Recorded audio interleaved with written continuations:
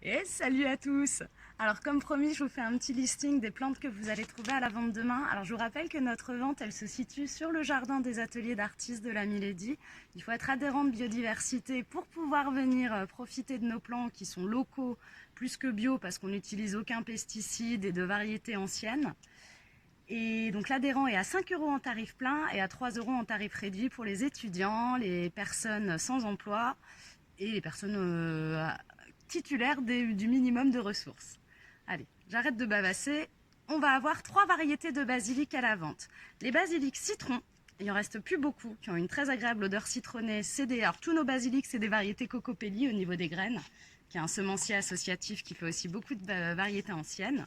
On va également avoir les basilics rosines. Alors les basilics rosines, c'est des pourpres avec une saveur légèrement épicée. Vous pouvez aussi les utiliser en infusion, les basilics, c'est hyper agréable. Et également les basilics tulsi, donc basilic sacré. Ça, c'est la variété Cali. La variété Cali est légèrement anisée. N'hésitez pas à venir goûter une feuille quand vous viendrez en acheter pour voir si le goût vous convient ou non. En plante médicinale, on en a une autre hyper originale, le cresson de para ou Bredema fana. Alors c'est une plante qui va picoter dans la bouche, c'est un puissant antiseptique et anti-inflammatoire. C'est très utile pour tout ce qui va être aphte, gingivite, problèmes buccaux.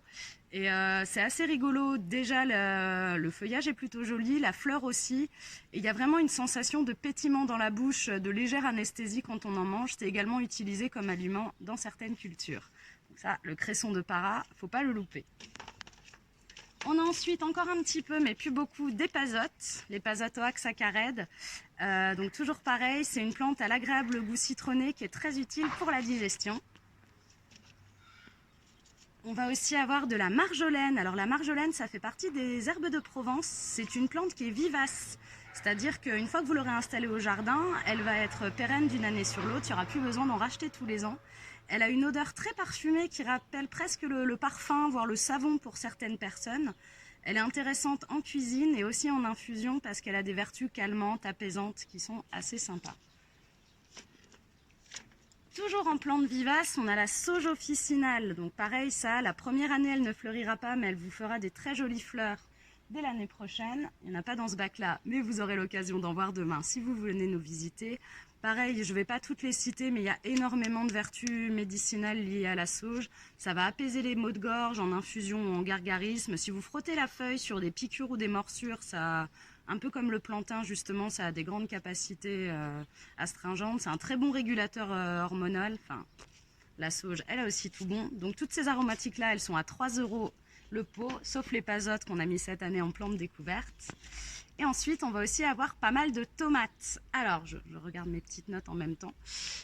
La tomate, on va avoir la tomate potiron écarlate. Là, donc c'est une variété grosse, bien en chair, très bonne. Toutes nos graines de tomates sur cette fournée-là encore, c'est des variétés variétés de Sainte-Marthe, de la ferme de Sainte-Marthe. Et à partir de, je pense, la semaine prochaine, on va recommencer à avoir des tomates cerises et là de variétés anciennes de cocopelli avec des trucs super intéressants. Mais pour cette semaine, donc, on a plutôt des grosses tomates. Les seules tomates en format médium qu'on a, ça va être les tomates tigrées pour le coup de la Milady. C'est les seules où c'est les graines de chez nous. Donc elles sont déjà un petit peu adaptées au climat basque. C'est du moyen calibre et elles sont vraiment délicieuses, je vous les conseille. En grosses tomates, donc on a les potirons écarlates dont je vous ai déjà parlé. On va aussi avoir les San Marzano. Alors c'est une variété italienne qui est allongée, qui est très réputée. On peut l'utiliser en salade, elle fait pas beaucoup de jus. Elle va être surtout très intéressante en tomates séchées. On va aussi avoir les tomates vertes, et en plus il n'y en aura pas beaucoup, agréable goût à la fois sucré et acidulé, qu'on peut faire ou en confiture, ou en salade, ou en ce que vous voulez, conserve, pourquoi pas. On aura également les andines cornues. Alors pareil, c'est une variété qui nous vient de la Cordillère des Anges, assez allongée, peu de jus, donc très intéressante en conservation. La tomate reine de Sainte-Marthe, justement, qui est la tomate qu'ont sélectionné ces semenciers-là, tellement elle est bonne. Pareil, elle est pour le coup bien en chair, très juteuse, idéale pour les salades. On aura aussi la noire russe. Alors la noire russe, c'est une cousine de la noire de Crimée avec un gabarit un peu plus important, bien en chair, assez proche de la cœur de bœuf et délicieuse aussi, donc avec une couleur qui devient chocolat, pas vraiment noir, mais chocolat une fois qu'elle est bien mûre. On aura aussi la noire de Crimée, donc gabarit un petit peu plus petit, goût particulier et délicieux je ne vous la présente pas trop, je pense que vous êtes nombreux à déjà la connaître. Et laquelle j'oublie, eh ben la cœur de Sainte-Marthe. Alors c'est pas une cœur de bœuf pour le coup, ça a vraiment une forme plutôt de cœur. Et pareil, elle est très bonne en salade, très fraîche.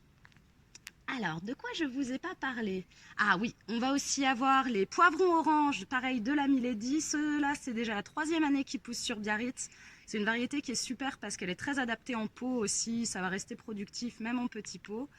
Ça vous fait des petits poivrons oranges très doux.